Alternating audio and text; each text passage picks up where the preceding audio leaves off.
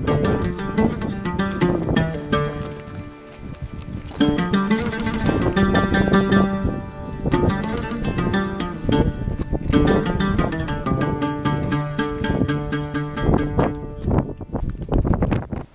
Sophie, toi qui connais bien le Moyen-Orient, puisque ça fait 20 ans pratiquement que tu parcours ces destinations, qu'est-ce qui pourrait inciter une personne à voyager plus en Syrie, peut-être qu'en Jordanie ou en Égypte?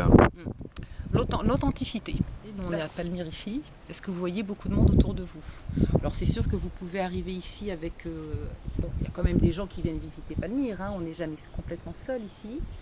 Mais par rapport à ce que je connais d'autres pays, on a une tranquillité pour visiter les sites, on se sent bien, on n'est pas bousculé par la foule. Bon, moi personnellement, une chose qui m'attire aussi beaucoup en Syrie, c'est les villes de Damas et d'Alep, avec leurs bazars qui sont restés des bazars très authentiques, où on retrouve vraiment l'ambiance moyenâgeuse des souks, on se retrouve projeté, on va dire, Le voyage aventure en Syrie, ça vous permet, bon, d'une part, hein, de voir des choses qu'on ne voit pas dans les circuits classiques, enfin ça c'est une évidence, hein. Mais surtout vraiment le grand bonheur, hein, c'est d'arriver sur les sites archéologiques à pied. C'est-à-dire qu'on arrive sur le site, on peut arriver sur Palmyre à pied, on peut arriver sur Saint-Siméon à pied, on peut arriver sur les villes mortes à pied. Et le bonheur de marcher à travers cette campagne qui est très sauvage et qui est très peu pratiquée, je dirais même quasiment pas pratiquée par les touristes. Et on arrive sur les sites même, au cœur du site, à pied, alors qu'on voit les parkings avec les autobus et les gens qui descendent des autobus. Et en fait, tout ce qu'ils ont fait, c'est des petits sauts de puce et ils n'ont rien vu de ce qui se passe autour. Nous, on arrive sur le site, on a déjà vécu le site, on s'est déjà approprié le site, rien que par le fait qu'on est arrivé en marchant. Ensuite, un des autres grands bonheurs de la marche à pied en Syrie, c'est les rencontres.